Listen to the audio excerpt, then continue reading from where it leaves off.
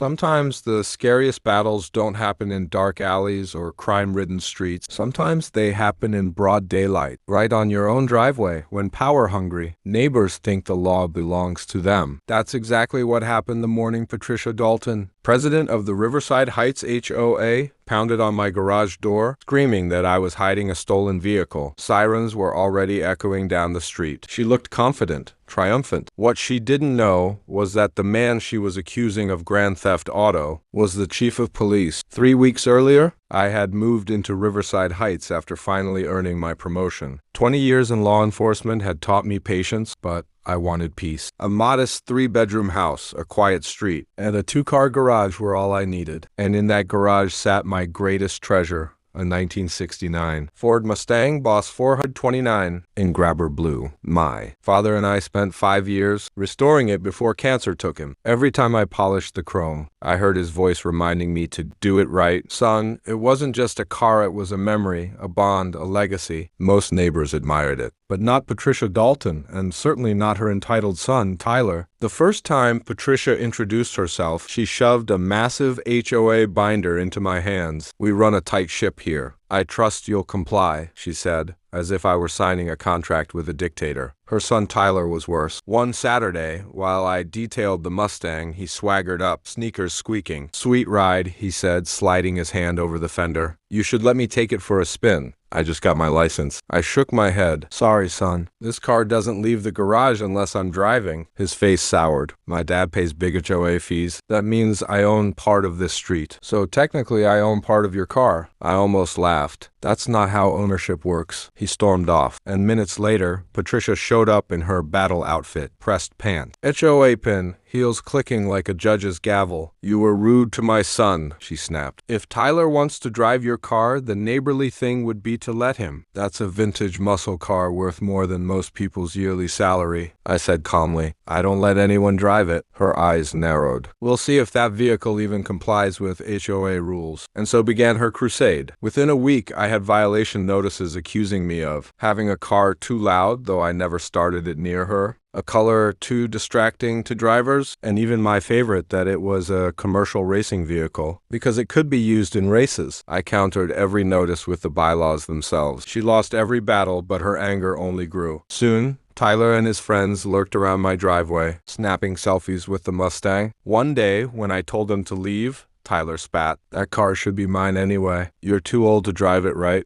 My patience was running out, and that's when Patricia escalated. One Saturday morning, I caught Tyler bragging. My mom called the cops. She said, "You stole the car. Registration doesn't even match your name." He was right about one thing. I hadn't yet transferred the title from my late father. A paperwork delay, nothing more. But Patricia saw her opening. Minutes later, sirens blared. 3 patrol cars tore into our quiet street. Patricia stepped out with her phone in hand, beaming with victory. "There he is, the thief," she shouted. But when officers Martinez and Davidson climbed out, recognition dawned instantly. "Chief Morrison?" Martinez asked. "Morning, Martinez." "Beautiful day, isn't it?" replied casually. Patricia's jaw dropped. "Chief? What do you mean, Chief?" Davidson's voice was steady. "Ma'am, this is our boss, chief of police." The smugness drained from her face. Tyler froze, suddenly fascinated by his shoes. Richard, her husband, arrived just in time to witness his wife's empire crumble. I laid out the facts. The Mustang belonged to my father, who had passed away 6 months earlier. I was the legal heir. Then I turned to Martinez. "Take a full report, Mrs. Dalton. Knowingly filed a false police report and has been harassing me for weeks." Patricia begged, but the law doesn't bend to entitlement. She was cited for filing a false police report and misusing emergency services. Tyler was warned for trespass. Neighbors lined the street, filming every second. Within days, the footage went viral. Headlines read, entitled "HOA President Calls Cops on Police Chief," "Rich Teen Demands Neighbor's Car," gets reality check. Tyler's rant about his family owning the street became a meme. At the emergency HOA meeting, Patricia's long reign of intimidation collapsed. Neighbors she had bullied for years finally spoke up. The vote to remove her as president was unanimous. Her downfall continued in court. Judge Hendricks eyed her coldly. "You admitted to checking the registration, found a discrepancy, and immediately called 911. That's not concern, that's malicious intent." The verdict, a $1,000 fine, court costs and 50 hours of community service. Patricia gasped. Her lawyer's arguments crumbled under the weight of body cam footage. The iron-fisted ruler of Riverside Heights was done. Her husband apologized to the entire community. The Daltons quietly listed their house soon after. Today, the Mustang still rests in my garage, polished, perfect, untouchable. When I drive it, I think of my father and his words, "Respect is earned, not demanded." Patricia never understood that, but everyone else in Riverside Heights learned it well, because sometimes the loudest bullies believe they rule the world until they collide headfirst with